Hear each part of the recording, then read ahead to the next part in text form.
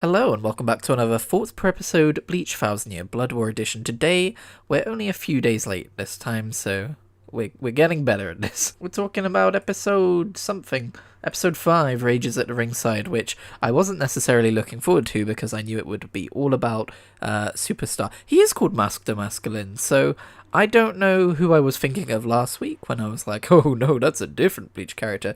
Who I was thinking of as that guy who someone else fought in a different arc. It doesn't matter. But yeah, this episode kind of won me over on Superstar. I guess is his Quincy name or his hero name. It's his Sternritter letter, right? S the Superstar. I remember not being particularly enthralled with him in the manga, but I guess I forgot about the part where Renji fights him, and that's pretty cool. But we'll get to that in a little bit. First, we've got Kensei, whose Bankai is the ability to continually punch someone for as long as his fist touches them, which is a pretty cool power, and it was pretty fun to see it in action. And we also saw Rose. Is he called Rose or Love? I always mix those two up. He's not really referred to by name here, but we got to see him in action, and just like all of the other Vizards, he kind of falls short. But we got to see his Bankai for a little bit, which was fun, which was, if I understand it right, it's not the ability to actually like create water and fire and everything, but the ability to create a symphony which is so powerful and strong that it makes you feel those things, but then they are visually represented and they can physically damage you, so I don't really understand it, but that's fine. But Rose or Love, oh my god, he's not referred to by name. I'm pretty sure he's Rose, right? Fake fan over here, everyone, fake fan. Rose, I looked up his name, it's Rose. Well, I don't think it's a death, and that's another problem with just like how extreme they go in this series of like how much you can be wounded. Dude's literally missing most of his torso, and he's not pronounced dead. But his defeat is part of what I find problematic about this arc, in that so many characters show up, show off their Bankai, and then get one shot. And it's just, I think it's like Kubo knew this was the final arc and was like, I need to show off all of these people's powers, and it's like we get them in little bite-sized chunks. By the way, this is what this guy's power is. Anyway, we don't need him anymore. We can dispose of him. Now, maybe that's a bit of a cynical take, and maybe that's not what Kubo was actually doing. And maybe I should be like, hey, at least we got to see the Bankais. But I don't know, man. Why didn't either of them holofy either? That's just, it's not part of this arc, so we're not going to bother doing it. It's fine. Anyway, Renji shows up, and what I find really cool about Renji and Rukia's entrance is that within the fallacy of Superstar as a villain, he is the hero of his own story, and the Shinigami are the villains.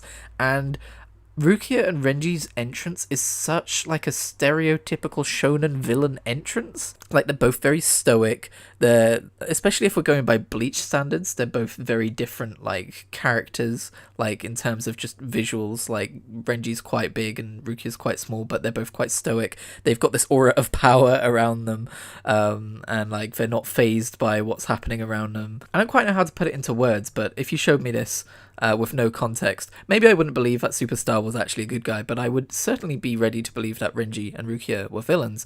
And part of that is because the first time Renji is introduced, he is introduced as a villain, and this actually harkens back to his original introduction. Like, he's even got the goggles and everything, although they look a little bit less dumb this time. They still look a little bit doofy, but it's fine. We'll let him have it. He's got the new Bankai powers to bring to the table, he's able to justify the entrance. And yeah, Renji is a character that very much, he used to be really strong, and then Ichigo beat him, and then his presence in the story was as like kind of a C-tier character, and like he never really got time in the spotlight, so it's really cool to have him actually be represented as a super strong dude. Like, he does get represented as a really strong guy in the Fullbring arc when he fights Jackie, but like it's more kind of to show the power differentiation between Shinigami and Fullbringers. Like, that's not necessarily him being super strong, that's showing that the Fullbringers are on a slightly lower level. So yeah, it's really cool that he's got this time to shine, and he's got this new